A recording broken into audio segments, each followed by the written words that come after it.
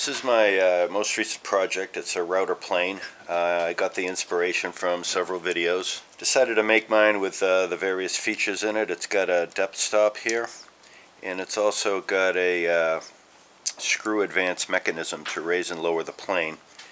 So if you loosen this and you turn this down, I think you can see that the iron is advancing out, and if I turn it the other way, the iron advances up. So it's hardly a precision instrument, but it does work.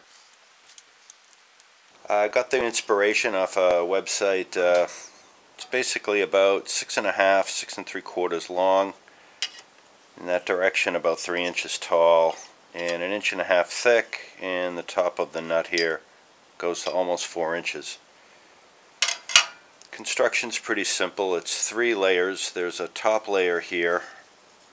You can see the glue line right there. And then the bottom, middle layer I should say, is here, and then I've got a 1/4 inch lamination of maple for a little bit of contrast. Here it is disassembled. The dark wood was a hardwood flooring. They call it a Brazilian cherry around here, but I think it's got another more scientific name that I can't think of. This is maple, salvaged from maple flooring. This 1/4 inch, 1/4 by 20 stainless steel shaft came off of an old faucet. The iron I purchased on the internet. I actually chipped it during making this. It slipped out of the plane, fell on the floor and chipped, so beware of that. I also use a washer in the back. It's one of these wavy washers or saddle shaped washers. It's spring loaded. The stop collar I made from a plumbing fitting. It was a bushing to go from a small pipe diameter to a large one. This knurled nut I purchased at a local box store. This 1/4 inch nut I purchased on the internet. I had to buy a whole gaggle of them, but they were inexpensive enough. This was purchased on the internet. This was just a local hardware store brass washer. And this funky screw advance collared nut I created through a bunch of pieces that I found at the local hardware stores. So to assemble it, the screw eye slips in the hole. The iron slips in there. Slips on the iron. Tighten that down.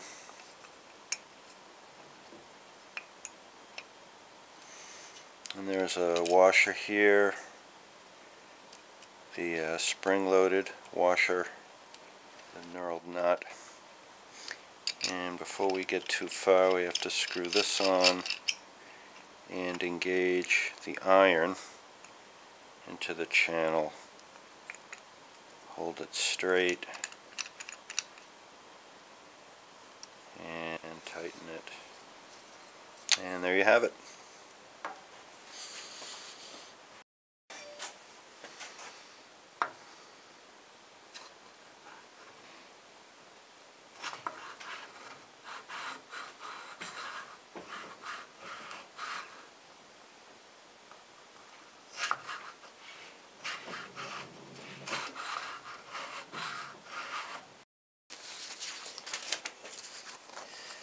I printed out some of the pages on the Derek Cohen website. He gives you some great ideas on how to build one. He also gave a brief sketch on the geometries and dimensions that he thinks are best. I took this and I put my own version into SketchUp very quickly. These are just circles and arches and bits of circles that I overlapped in SketchUp, and then I cropped away the parts that I didn't want. Funny thing with SketchUp is some of your dimensions, 1 in 17/32 came out over here. It's supposed to be 1.5. I put it into Photoshop and I was able to get it to scale. I looked around for some stock, and we've got this Brazilian cherry piece of flooring. This is a very heavy wood, and this piece will obviously fit on it nicely. First step I'm going to do is on my table saw cut this down. It'll be about 5/8 of an inch thick. Derek recommends these things to be about an inch, but I don't really see how bad it would be if parts of it were a little taller. So I'm probably going to laminate two pieces back to back to bring it closer to inch and a half, inch and a quarter on the back side here, and then it'll of course taper down on the front like they all do.